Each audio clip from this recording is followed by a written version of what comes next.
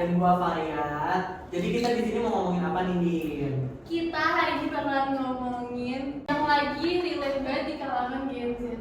Bisa tebak kalau Ya kalau dari yang gua dengar sih ya, pasti nih yang relate sama Gen Z ini berhubungan sama kecantikan gak sih? Iya, udah baca skrip ya kak? Iya dong.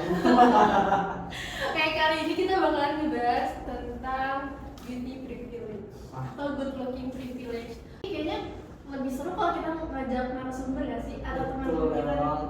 Jadi kita juga udah siapin 4 orang narasumber yang bakal kita ajak ngobrolin ini. Mari kita mulai sekarang. Mic on, feel yourself. Hai.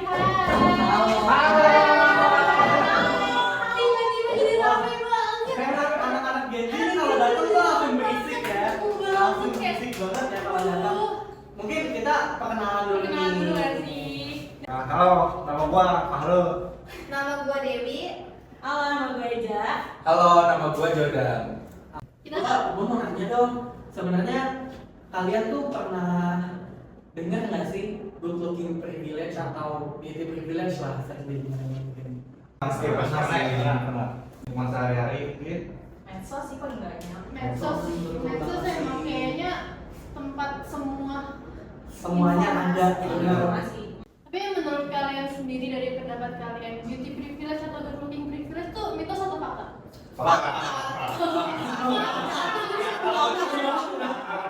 Ada buktinya. Jadi benar-benar beauty privilege, ya kau sakit. Oke, tapi kalian sendiri pernah nggak sih ngalamin kejadian atau fenomena dari beauty privilege itu? Pernah? Sih pernah. Antara kita yang plus atau kita yang minus. Iya benar. Tapi biasanya juga kayak dalam lingkungan kita sering banget gak sih yang nemuin kayak kita temennya sama yang cantik-cantik aja. Oh, sering banget sih itu pasti. Makanya ya, Banget lagi. kita milihnya yang high class aja, ya nggak sih?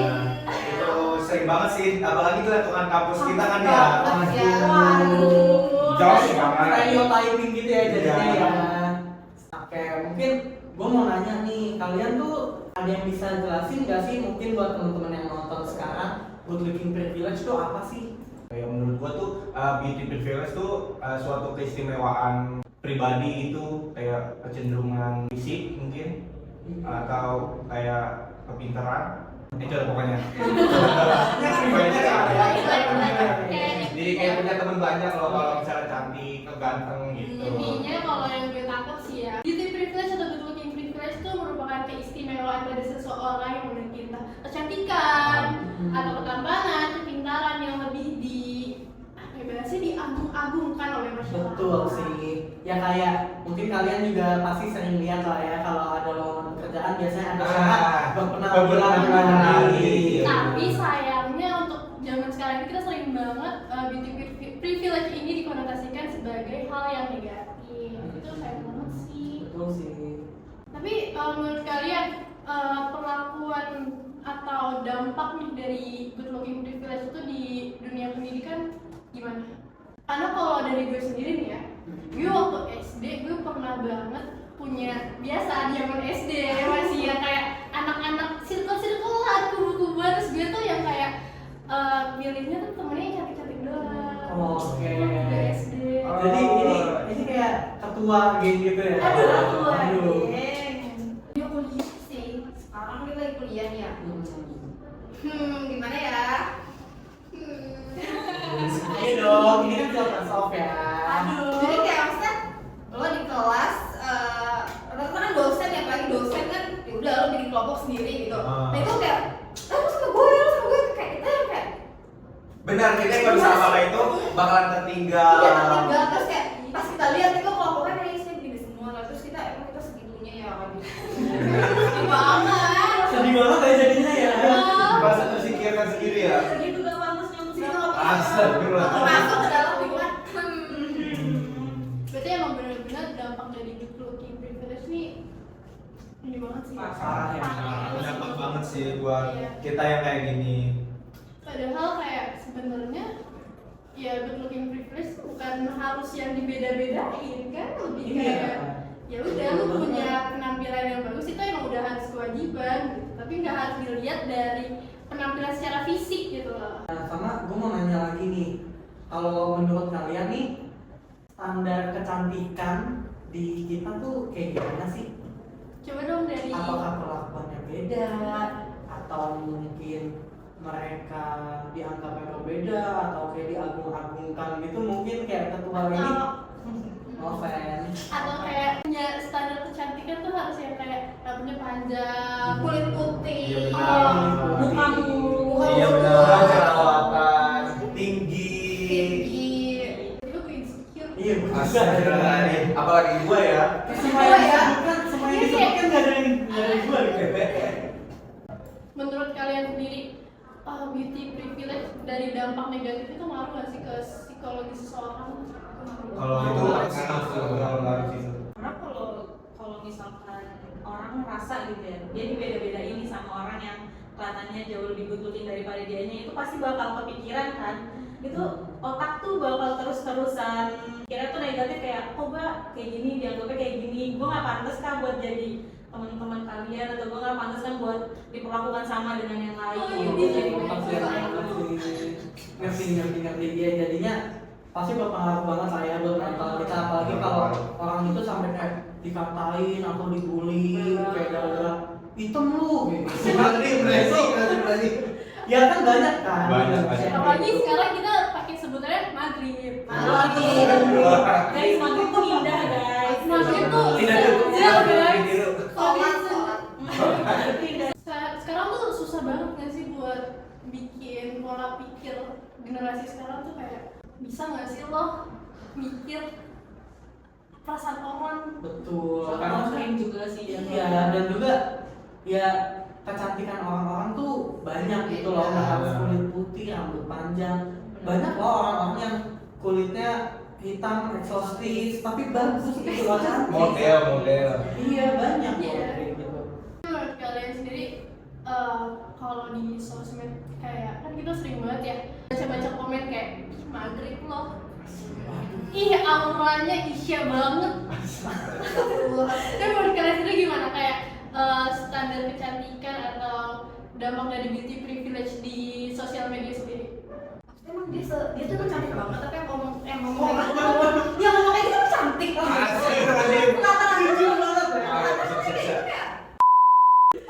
Aku kayak kesel banget deh, kayak lu bikin perasaan orang. Itu dari berawal dari satu komen ya, pasti orang-orang bakal Pasti orang tahu Iya, tuh benar. komen lagi itu dari mana, tahu kan? Iya. Apalagi itu biasanya yang komen tuh pakai akun fake ya, yang mana kita tahu orangnya itu sebenarnya apa. Kayak energi pabrik banget gitu. Parah Kayak sih. mereka tuh berlindung di balik fake account.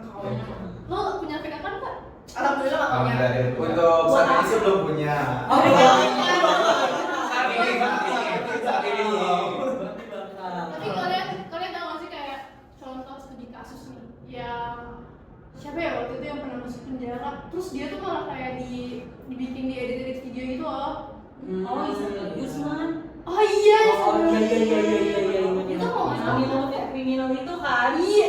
Dia ngebunuh mamahnya, tapi dia diagung-agungkan sama orang-orang karena dia cantik. Dan dia pas masuk penjara tuh di pengadilan dia nggak ada rasa muka-muka bersalah tuh nggak ada sama sekali, malah dia kayak senyum yang video gitu. Psikopat. Iya, psikopat benar ini. Itu emang kayak ya itu juga jadi salah satu contoh pembuktian yang namanya beauty privilege, karena kayak Bener-bener. mentang-mentang cantik padahal dia ngelakuin hal yang kriminal ya. Yang ya salah banget gitu nggak sih? Itu udah bukan salah banget, itu dosa. Iya. Ibunya sendiri loh. Nanti kayak kalau di Indonesia sendiri siapa ya? Dia bisa ambil para kayak influencer atau artis yang sempat kena jerat narkoba itu. Oh iya. Oh, iya. Ada berapa ya? Inisialnya ini inisial Jeffrey ya? Betul banget. Misalnya Jeffrey Iya, saya kayak gak apa-apa, sabar ya, nanti kamu akan keluar sendiri. Aku akan tetap mendukung kamu. Iya. Yang kuat ya.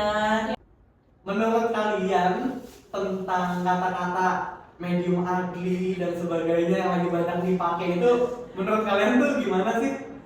Kalau di definisi itu medium ugly itu lebih ke orang yang mukanya kurang bagus tapi karena penampilannya bagus jadi dianggap medium ugly. Oh, itu ternyata. Itu sebenarnya Kenapa ini cara lain gitu? udah cara nggak langsung sebenarnya ngatain orang jelek Tapi tapi ada tapi plusnya. Cara penampilannya. Jadi ngebantu lah, ngebantu. oh jadi yang tidak langsung ada lah itu mah ngatain juga. Tapi kalau dari lo sendiri apa medium ugly itu? Kan lo yang sendiri nih yang nanya, coba kita tanya balik. Kalau menurut gua sih ya, sebenarnya yang tadi benar juga. Cuma kayak kenapa harus disebutnya medium ugly gitu loh? Emang dia steak? Iya juga ya. Bukan, Benar. Terus disebutnya medium ugly gitu loh medium ya. rare. Gua ngerti mungkin maksud dia tuh kayak jelek tapi nggak jelek-jelek banget. Cuma nggak ada bahasa lain gitu emangnya. Maksud gua kayak bisa to the point aja nggak sih kayak lu cakep sih tapi nggak begitu cakep gitu. Terus ada poin banget ya. Atau lu agak jelek dari gitu. Genzi bahasanya sosok gitu. Tapi kalau dari kalian sendiri sebenarnya beauty privilege atau good looking privilege itu negatif atau positif? Bisa negatif. Bisa negatif ya, tergantung orang gitu, tergantung orang. Nilai kita. Kan kebanyakan orang itu standar kecantikannya itu beda-beda. Iya. Ada yang orang dilihat dari fisiknya ataupun dilihat dari hatinya. Penampilannya begitu. Jordan. Kenapa tuh? Sebenarnya Aja di guntur gue kayak wah Jordan. Ada nih, wah kayak gimana sih? ini sih kasih Jordan. Tapi kalau dari gue sendiri ya, beauty privilege tuh sebenarnya fakta, tapi gimana cara kita mendefinisikan itu, gimana cara kita apa ya biasanya.